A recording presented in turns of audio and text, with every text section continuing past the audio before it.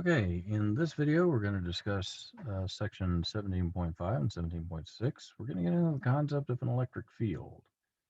An electric field is going to be a vector quantity, and it's the force per unit charge that's exerted on a test charge at any point, provided that the test charge is small enough that it doesn't disturb the charges that cause the field. In other words, if it gets big enough and it starts interacting with the field as it exists, then we've got to model that differently. The principle of superposition is going to state that the electric field, due to any combination of charges, is the vector sum of the fields caused by the individual charges. And that's section 17.6. So from Coulomb's law, the magnitude of the electric field produced by a point charge is going to be the electric field is equal to K times the absolute value of Q divided by R squared. So we're going to look at volume A here and some sort of test charge out here, and we're going to see that the electric field is going to be equal to the force that it feels divided by that value of the test charge.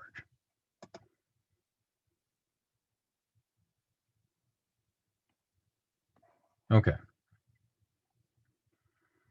So when you've got two electrically charged particles in empty space, how does one know that the other is there? What is it that signals it, particularly if it doesn't come in contact with it? How does it know? What is it that goes on in space between them to transmit that effect, the presence of one on the other? So in order to be able to do that, we come up with the concept of electric field because philosophers generally don't like the idea of action at a distance. There's got to be something that's pushing on it. So to introduce that concept, we're going to look at the mutual repulsion of two positively charged objects. And you can see down there in figure 1715, you've got A and B. So suppose B is a point charge Q. F prime is going to be the force on B, as shown in the figure.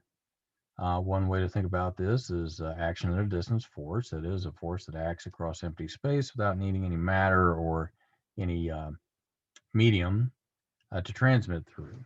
So this could happen in a vacuum. So you've got a charged object that creates an electric field in the space around it. So let's say we take that charge at B out and just put in a mark its position. So a charged object creates an electric field in the space around it, and you'll see that a test charge placed at P is acted on by a force, F prime, due to the electric field of charge A. E is the force per unit charge exerted on the test charge. So you can see test charge Q, and you can see that the electric field is going to be the force divided by that charge. So think of object A as having somehow modifying the properties of the space around it. When you remove object B and replace it with the point, we can say that the charged object A produces or causes an electric field at that particular point. Then when charge B is placed at point P and is acted on by the force, we take the point of view that the force is exerted on B by the electric field at P. B would be acted on by a force at any point in the neighborhood of A, and so the electric field exists at all points in the region around A.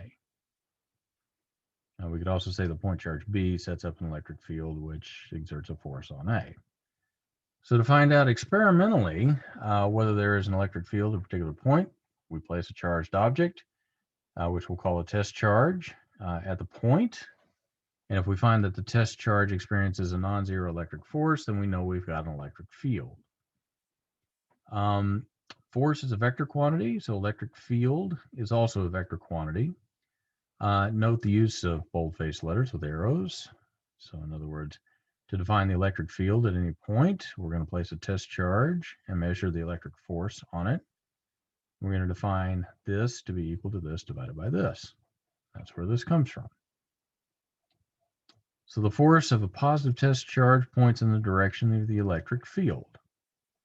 The force on a negative test charge points in the opposite. So in other words, the force is going to be felt in the opposite direction. So the force acting on a test charge varies from point to point. The electric field is also going to be different because you're going to have several different field lines emanating all out of here.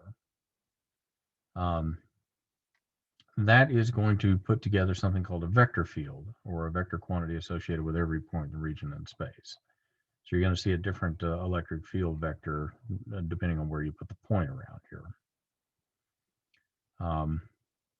If an electric field exists within a conductor, then the field exerts a force on every charge in the conductor, causing the free charges to move. But in an electrostatic situation, where the charges do not move, we conclude that the electric field at every point within the material of the conductor must be zero. We'll get into that more in 17.9. The magnitude and direction of an electric field vary from point to point. If it's constant throughout a certain region, we say that the field is uniform in that region. So we've got some problems here that I would encourage you to go through. What we're going to look at now is 17.6. And this is going to discuss calculating the electric fields. And the principle of superposition states that the total electric field at any point due to two or more charges is the vector sum of the fields that would be produced at that point by the individual charges. So to find the field caused by several charges or an extended distribution of charge, we imagine that the source is made up of many point charges. We call the location of one of these points a source point, and the point at which we want to find the electric field is going to be the field point. We're going to calculate the fields at point P caused by the individual charges located at these points. And we're going to take the vector sum. So E total is going to be the vector sum of all of these fields at point P calculated or caused by these charges located at those points. So if the source distribution is a single point charge, it's easy to find the electric field that it produces. We call the location of the charge the source point S, and we call the location where we are determining the field point P, just like we did above. Place a small test charge at the field point P at a distance r from the source point, and the magnitude of the force F prime is given by Coulomb's law, which would make sense. The magnitude of the electric field at point P due to the point charge at point S at a distance r from P is going to be given by this. So by definition, the electric field produced by a positive point charge always points away from it. But the electric field produced by a negative point charge always points towards it, because you're always looking at charge going from a positive, emanating from a positive, and ending or terminating on the negative. So again, you've got some more problems down here. I would encourage you to go through those, but in order to keep the lecture as short as possible, I will leave you to that.